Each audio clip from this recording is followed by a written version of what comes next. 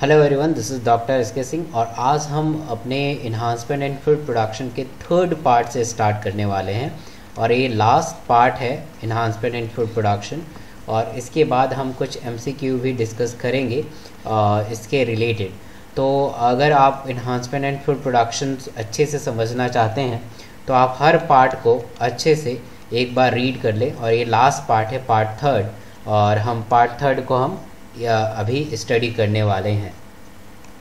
तो आइए स्टार्ट करते हैं। वीट वैरायटी से स्टार्ट करते हैं। तो वीट वैरायटी में हमारी जो फर्स्ट वैरायटी है दैट इज़ कॉल्ड सोनालिका और दूसरा है हमारा Kalyan Sona. So this Sonalika and Kalyan Sona are high yield potential and disease free variety है हमारी वीट वैरायटी के। And wheat production increases due to the development of semi dwarf variety. Semi dwarf variety आप समझ चुके होंगे कि जो ना ही ज़्यादा लंबा ना ही ज़्यादा छोटा, तो that is called semi dwarf variety. So semi dwarf variety develop at the international centre for the wheat and मेज इम्प्रूवमेंट इन मैक्सिको। मैक्सिको में ये डेवलप किया गया है इस वैरायटी को। सो this is all about the wheat variety. फिर हम नेक्स्ट देखते हैं राइस वैरायटी। यहाँ पे आप देख पा रहे हैं पूरा हमारा वीट वैरायटी है। अब हम राइस वैरायटी देखेंगे तो राइस वैरायटी में आती है हमारे IR8, जया एंड रत्ना। ये तीन जो है वैरायटी जो है राइस वैरायटी के है, ये भी सेमी डॉफ वैरायटी है and they are develop at the International Rice Research Institute IRRI Philippines. ये आ सकता है कि फिलीपींस में ये सेंटर है। और यहाँ पे आप देख पा रहे हैं कि पूरा ये IR64 है, ये ऊपर वाला हमारा राइस है और ये वाला वीट है। ये दोनों वैरायटी बहुत ही इम्पॉर्टेंट वैरायटी है वीट और राइस की। सो अब हम डिस्कस करेंगे शुगर केन के बारे में। तो शुगर केन देखते हैं कि शुगर केन में सबसे पहली जो वैरायटी हमारे सेक्रम बारबेरी है और दूसरी जो वैरायटी है सेक्रम ऑफिसनेरम है। तो सेक्रम बारबेरी जो होती है जो वैरायटी है नॉर्थ इंडिया में ग्रो कर सकते हैं और इसके अंदर प्रॉब्लम ये है कि इसका पुअर शुगर कंटेंट है, बहुत कम शुगर कंटेंट है और इसका जो ईल्ड है वो भी बहुत कम है सेक्रम बारबेरी का। दूसरी तरफ हम देखते हैं कि सेक्रम ऑफिसनेरम जो कि साउथ इंडिया में ग्रो कर सकते हैं, थिकर स्टेम होता है और हाई शुगर कंटेंट है इसका, किसका, सेक्रम ऑफिसनेरियम का। तो इन दोनों को क्रॉस करा के एक नया वैरायटी हमने डेवलप किया शुगर केन का, जो कि न्यू वैरायटी है शुगर केन की। They are developed by the after the crossing of Saccharum barberi and Saccharum officinarum and this is a high yield potential and they can grow in a North India. So ये आप देख पा रहे हैं काफ़ी thicker stem होती है, high sugar content होगा। So this is all about the sugar cane. अब हम डिस्कस करते हैं मिलेट्स के बारे में, बाजरा जिसे बोलते हैं बाजरा। तो मिलेट्स जो होता है they consist of hybrid maize, jowar and bajra. They are high yield potential and they resistance to the water stress. तो बाजरा जो होता है देखिए इसके अंदर बहुत सारे हमारे फाइबर्स रिच डाइट है and they also important for like use for the treatment of constipations. तो कॉन्स्टिपेशंस के लिए हम इसे देते हैं, फाइबर रिच डाइट देते हैं। तो this is all about millets. Now ये NCERT का कुछ वो है टेबल है, तो आपको ये सारे टेबल याद करना पड़ेगा। ये अगर आप 12th के बोर्ड एग्ज़ाम देने वाले हैं तो ये इम्पॉर्टेंट है और इवन नीट में भी इम्पॉर्टेंट है, क्योंकि नीट पूरा का पूरा NCERT से उठा के दे देते हैं। तो वीट एक वो है, उसकी वैरायटी है हिमगिरी, जो कि लीफ और स्टाइप, रस और हील बर्न से रेजिस्टेंस है, इसे ये बीमारी नहीं होगी। ब्रासिका एक क्रॉप्स है, उसकी वैरायटी है पूसा स्वामरिम कल्याण राई और उसे कभी भी वाइट रस नहीं हो सकता है। कॉलीफ्लावर पूसा सुब्रा एंड पूसा सौंफ बॉल K1, इसे ब्लैक रॉट और कर्ल ब्लाइट ब्लैक रॉट नहीं हो सकता। काउपी, उसे बैक्टीरिया ब्लाइट नहीं हो सकता है। चिली में Pusa Sadabahar, chilli mosaic virus, tobacco mosaic virus, leaf curl, ये सब इसे नहीं होगा। यहाँ पे हम देखेंगे ब्रासिका जो मस्टर्ड है, पूसा गौरव इसकी वैरायटी है जो कि इंसेक्ट और ऑफिड से मतलब कि रेजिस्टेंस है। बीन, ये सब आपको अच्छे से याद करना है। तो अब हम डिस्कस करते हैं बायोफोर्टिफिकेशन। तो फोर्टिफिकेशन का मतलब होता है मिलावट, मिक्सिंग करना, बट हम अच्छे सेंस में मिक्सिंग करेंगे इसलिए इसे बोलते हैं fortification. So the breeding crops with the higher level of vitamins and minerals and higher protein and healthier fats are called biofortification. अगर किसी क्रॉप्स के अंदर इसके ग्रेन्स के अंदर मैं अगर उसके बहुत अच्छे हायर विटामिन्स लेके आ जाऊँ, मिनरल्स लेके आऊँ, प्रोटीन और हेल्दियर फैट्स इसके ग्रेन में हो, तो उसे हम बोलते हैं बायोफोर्टिफिकेशन. तो मेन ऑब्जेक्टिविटी जो है, ऑब्जेक्टिव क्या है बायोफोर्टिफिकेशन का, they increase protein content and quality. ये प्रोटीन कंटेंट एंड क्वालिटी को इंक्रीज करता है. They also increase the oil content and quality, also increase the vitamin content and quality and increase the micronutrient and mineral content of the seed और food. तो ये हमारा एक M है biofortification का कि प्रोटीन रिच बनाना है, ऑयल रिच बनाना है, विटामिन रिच बनाना है, माइक्रोन्यूट्रिएंट बनाना है. This is biofortification. So the Indian Agriculture Research institute, ये जो न्यू दिल्ली में है, IARI, and he released several vegetables like vitamin A rich carrot and spinach and pumpkin. इसमें बहुत ज़्यादा विटामिन ए मिलेगा. इन्होंने बनाया है, इंडियन एग्रीकल्चर रिसर्च इंस्टीट्यूट ने बनाया है. Vitamin the rich in vitamin C, that is bitter gourd, bathua, mustard and tomato. ये भी IARI ने डेवलप किया, जिसके अंदर बहुत सारा विटामिन सी मिलेगा. कैल्शियम और iron in rich spinach and bathua and protein in rich broad lablab and garden pea. So this all are developed by the Indian Agriculture Research Institute. तो वहाँ पे अवेलेबल है और इसके नए नए वैरायटी अब धीरे धीरे इंडिया में आ रही हैं. अब हम डिस्कस करने वाले हैं सिंगल सेल प्रोटीन. बहुत इंपॉर्टेंट है सिंगल सेल प्रोटीन. तो नाम से ही पता चल रहा है कि एक ऐसा कोई सेल वो सिंगल हो और उससे बहुत सारा हम प्रोटीन ऑब्टेन कर सकें, तो उसे हम सिंगल सेल प्रोटीन कह सकते हैं. बट ये ज़रूरी नहीं है कि वो सिंगल हो, ये मल्टी सेलुलर भी हो सकता है. तो multi cellular organism is also act as a single cell protein. So definition, the single cell protein refers to the dead, dry cell of microorganisms such as the yeast, bacteria, fungi, algae, which grow on the different carbon sources. So this is a definition of the SCP, single cell protein. And single cell protein was used first time on MIT professor Karen Wilson to better image than the microbial protein. ये बहुत important है, अगर आप board के exam दे रहे हैं तो बहुत ही ज़्यादा इम्पॉर्टेंट है, ये आ सकता है. एंड हिस्ट्री कुछ देखते हैं सिंगल सेल प्रोटीन का. So it is part of our diet in ancient time. बहुत पहले से हमारा एक डाइट में एक है ये. And earlier it is not as a microbial protein. ये माइक्रोबियल प्रोटीन की तरह जाना जाता है. And it is introduced by the professor Scrimshaw in MIT. And ये इससे आया हुआ क्वेश्चन है नीट में. अगर आप नीट के क्वेश्चन करेंगे तो ये आया हुआ क्वेश्चन है कि protein was first commercial single cell protein animal feed and this protein was produced by the bacteria Methylophilus and this culture methanol and 70% protein content इसमें होता है. तो ये सारे स्टफ़ आपके लिए बहुत इंपॉर्टेंट है, ये सबको अच्छे से याद करना है. नेक्स्ट जो हम स्पाइरुलिना करते हैं, ये सिंगल सेल प्रोटीन का सबसे इम्पॉर्टेंट एग्जाम्पल है. This example of SCP.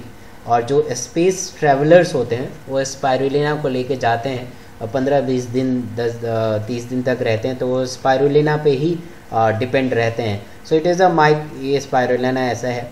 तो this a microscopic algae as well as accepted the food world over and it is a simple one cell from the blue green algae that are thrive in warm and fresh water bodies में मिलता है. It contain the most of remarkable concentration combination of nutritions. हर जगह हर चीज़ होता है, करीब 65 to 70% इसमें प्रोटीन होता है. And they can grown in a easy on the waste water. Potato वगैरह पे ईजी ग्रो हो सकते हैं. And they produce large number of proteins, minerals, fat and carbohydrates. एक डाटा है जिससे में greater than 25% of human population is suffering from hunger and malnutrition. तो इसलिए हमें ये सब चीज़ की ज़रूरत पड़ी है. अब हम टिश्यू कल्चर के बारे में डिस्कस करते हैं, जो इस चैप्टर का सबसे लास्ट टॉपिक है. यहाँ पे आप देख रहे हैं लीफ है. लीफ का कोई भी पार्ट मैंने यहाँ से काटा और यहाँ पे ग्रो कराया. So the tissue sample is scrap from the parents plant and this tissue sample is called x plant. इसे हम एक्स प्लांट कहते हैं. जो कि हम ग्रो कराएंगे।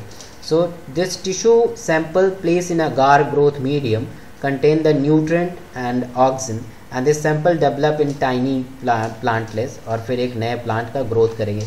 This is the brief summary about the tissue culture. मैं अलग से टिश्यू कल्चर को बताऊंगा कि कैसे काम करता है। तो डिफिनीशन अगर देखें तो tissue culture is a technique for the rapid growth and development of the plant which have a high yield potential and disease free variety. दो चीज़ बहुत इंपॉर्टेंट है कि एक तो हाई यील्ड पोटेंशियल होगा और डिजीज़ फ्री वैरायटी इससे हम डेवलप कर सकते हैं टिश्यू कल्चर से। कुछ टर्म यूज़ करते हैं टिश्यू कल्चर में जो कि टिश्यू कल्चर के पहले ज़रूरी है। सबसे पहले हम करते हैं एक्सप्लांट। तो explant is any part of the plant taken from the shoot root stem which help to initiate the tissue culture. Suppose मान लीजिए कि कोई एक प्लांट है यहाँ पे और इसका ये रूट है, तो मैं कुछ पार्ट एक ले लिया शूट से या कुछ पार्ट ले लिया रूट से और उसको टिश्यू कल्चर के लिए आगे मैं करूँगा, उस पार्ट को यूज़ करूँगा, उसी पार्ट को कहते हैं हम एक्सप्लांट। अब देखते हैं टोटीपोटेंसी क्या होती है। कि टोटीपोटेंसी का मतलब होता है it is a capacity to generate a whole plant from a any cell और एक्सप्लांट। मान लीजिए प्लांट है, इस प्लांट से कोई मैंने पार्ट लिया और इस पार्ट से एक नया कंप्लीट प्लांट डेवलप कर दिया। So this is called totipotency. So the term totipotency was discovered by or given by FC Steve Ward। ये भी नीट में आया हुआ क्वेश्चन है कि टोटीपोटेंसी का जो टर्म है स्टीव वॉर्ड ने दिया है। और ये टोटीपोटेंसी जो होता है एक छोटे पार्ट से, कुछ छोटे सेल से एक कंप्लीट प्लांट बना ले। सिर्फ प्लांट में ये एबिलिटी पाया जाता है, एनिमल्स में नहीं होता है। ऐसा नहीं कि एनिमल्स का कोई सेल लिया एक कंप्लीट एनिमल्स बना दिया, ऐसा नहीं पॉसिबल है। So this ability is only that available or only present in the plant. So next करते हैं micro propagation. So the micro propagation is a method to produce 1,000 of plants through the tissue culture. तो tissue culture की मदद से बहुत सारे plants को अगर हम डेवलप करें तो उसी को कहते हैं हम माइक्रो प्रोपेगेशन। अब सोमा क्लोन देखते हैं। Soma clone plant will be genetically identical to the original plant is called soma clone. जो मतलब टिश्यू कल्चर से जो प्लांट बनते हैं वो अपने पेरेंट से और अपने से आपस में पड़ोसी से आइडेंटिफाई मतलब सेम होते हैं, तो उसी को सोमा क्लोन कहते हैं। अब हम पढ़ते हैं सोमेटिक हाइब्रिड। तो सोमेटिक हाइब्रिड में समझें कि एक सेल है और ये हमारा प्रोटोप्लास्ट है और एक इसका मतलब सेल वॉल इसके ऊपर है, this is a cell wall, ठीक है, और इसके अंदर न्यूक्लियस है। तो हमने क्या किया कि प्रोटोप्लास्ट को निकाल लिया। तो प्रोटोप्लास्ट को निकालेंगे तो इसमें न्यूक्लियस तो रहेगा बट सेल वॉल नहीं रहेगा। तो प्रोटोप्लास्ट का मतलब ही यही होता है कि अगर किसी सेल से सेल वॉल हटा लिया जाए तो इसे प्रोटोप्लास्ट कहते हैं। अगेन नीट में आया हुआ क्वेश्चन है। सो देख रहे हैं कि कितना छोटा छोटा चीज़ पूछते हैं वो, तो हम लोग ध्यान नहीं दे पाते। हम लोग बड़े बड़े चीज़ों में इन्वॉल्व रहते हैं। प्रदीप, दिनेश, मुकेश पता नहीं क्या क्या पढ़ते रहते हैं। ये सब चीज़ करने की कोई ज़रूरत नहीं है। दूसरा सेल है, इस सेल से हमने फिर से न्यूक्लियस निकाल लिया, अगेन सेल वॉल हट गया और दोनों को आपस में फ्यूज़ करा दिया पॉलीइथाइल ग्लाइकोल से, PEG, और एक नया सेल, न्यू सेल डेवलप हो गया। तो मान लीजिए पोटैटो का कुछ वो है और ये टोमेटो का कुछ है, टोमेटो का सेल है, टोमेटो का है, तो इससे जो नया बनेगा वो पोमैटो बनेगा, पोमैटो। इसके अंदर टोमेटो और पोटैटो दोनों के कैरेक्टरिस्टिक्स प्रेजेंट होंगे। The whole process is called somatic hybridisation and the example is pomato. The protoplast is fuse of the two different cell by the help of PEG, polyethylene glycol. तो दो cell के protoplast को आपस में fuse करके कोई एक नया सेल बनाते हैं और दोनों जो नया सेल बनेगा वो दोनों के फीचर्स इसके अंदर होंगे, उसी को सोमेटिक हाइब्रिड बोलेंगे और दो सारे प्रोसेस को सोमेटिक हाइब्रिडाइजेशन बोलेंगे। इंपॉर्टेंट है ये। अब हम पढ़ेंगे टिश्यू कल्चर, बहुत इंपॉर्टेंट है ये टिश्यू कल्चर। तो आप ध्यान से देखें, ये प्लांट मैंने बनाया है, ये ओरिजिनल प्लांट है, this is called original plant. Original मतलब पेरेंट्स प्लांट है ये। उस ओरिजिनल प्लांट से मैंने कहीं से एक स्टेम से ये कुछ पार्ट निकाल लिया, this is called x plant, जैसे मैंने अभी आपको बताया था। और इस एक्स प्लांट को they are treated with the chemicals. Chemicals हम इसलिए ट्रीट करते हैं कि मान लीजिए इसके ऊपर कुछ माइक्रोब प्रेजेंट होंगे, बैक्टीरिया प्रेजेंट होंगे, तो हमारा प्रोसेस ख़राब हो जाएगा। इसलिए हमें इसे ट्रीटमेंट की ज़रूरत पड़ती है। फिर then explant is put on the dark medium, अंधेरे में हमने इसे एक्सप्लांट को रख दिया। जैसे हमने अंधेरे में इसे रखा तो देखा कि इसमें ग्रोथ डेवलपमेंट होने लगा, इस ग्रोथ को कहते हैं हम कैलस। तो callus is undifferentiated mass of the cell, ये जो सेल है एक्सप्लांट है उसका अनडिफरेंशिएटेड मास है ये। और फिर हम कैलस को एक ऐसे मीडियम में हमने पुट किया है जिस मीडियम में रूट फॉर्मिंग सब्सटेंस है। So the callus put on the medium which have a root promoting substance, तो इसमें कैलस से अब आप देख पा रहे हैं कि एक रूट का फॉर्मेशन यहाँ पे होने लगा है। तो फिर हम इस रूट को उठा के कि ऐसे मीडियम में पुट करें जहाँ पे शूट प्रोमोटिंग सब्सटेंस हो, एक ऐसे मीडियम में जहाँ पे शूट प्रोमोटिंग मीडियम हो। The cells place in the shoot promoting medium, तो रूट तो पहले से ही बना हुआ है, अब आप यहाँ पे देख पा रहे हैं कि शूट भी बन चुका है। फिर इस मीडियम से हटा के एक लैंड पे उगाएंगे और आप देखेंगे कि इस प्लांट से ये मैच करेगा। तो इस प्रोसेस से बहुत सारे थाउजेंड ऑफ प्लांट, छोटे छोटे टाइनी प्लांट्स बनाते हैं जो कि डिजीज़ फ्री होता है, ईल्ड भी बहुत अच्छे से ये होता है, इसका ईल्ड पोटेंशियल इंक्रीज हो जाता है और डिजीज़ फ्री होता है। So this is a main aim and objectivity of tissue culture. कुछ MCQ देखते हैं कि MCQ क्या है कि protoplast is a cell. Protoplast जो होता है वो कौन सा सेल होता है? तो अभी मैंने बताया है कि प्रोटोप्लास्ट जो होता है, आप इस मेरे पुराने वाले वीडियो को यहाँ पे मैं स्लाइड से दिखा रहा हूँ। तो protoplast is a without cell wall, NEET में आया हुआ क्वेश्चन है। अगेन ये आप चेक करेंगे जब आप नीट का एग्ज़ाम, AIPMT का एग्ज़ाम प्रीवियस ईयर का क्वेश्चन देखेंगे तो विदाउट सेल वॉल इसका ये आंसर होगा। A technique of micro propagation, the protoplasm fusion, embryo rescue, somatic hybridization and somatic embryogenesis। तो आंसर इज सोमेटिक हाइब्रिडाइजेशन, ये माइक्रो प्रोपेगेशन का टेक्निक है। ये भी हो सकता है, तो किसी किसी बुक में ये भी आंसर मिल सकता है, but the fact is this one. Next MCQ देखते हैं, the high yield variety of cow, ये मेरे पुराने वाले वीडियो से क्वेश्चन है, तो अगर आपने पुराने वाले वीडियो को नहीं देखा है तो जाके देख सकते हैं। So the high milk variety of cow are obtain by, ये भी AIPMT में आया हुआ क्वेश्चन है। The use of surrogate mother, जैसे MOET में मैंने बताया था कि सरोगेट मदर में यूज़ करते हैं। सुपर ओवुलेशन, ये भी MOET में कराया जाता है। एंड आर्टिफिशियल एमिनेशन, ये भी किया जाता है। तो ऑल ऑफ दीज इसका आंसर होगा। नेक्स्ट क्वेश्चन देखते हैं, द सेलुलर टोटिपोटेंसी, अभी मैंने बताया था कि टोटिपोटेंसी किसने डिस्कवर किया था।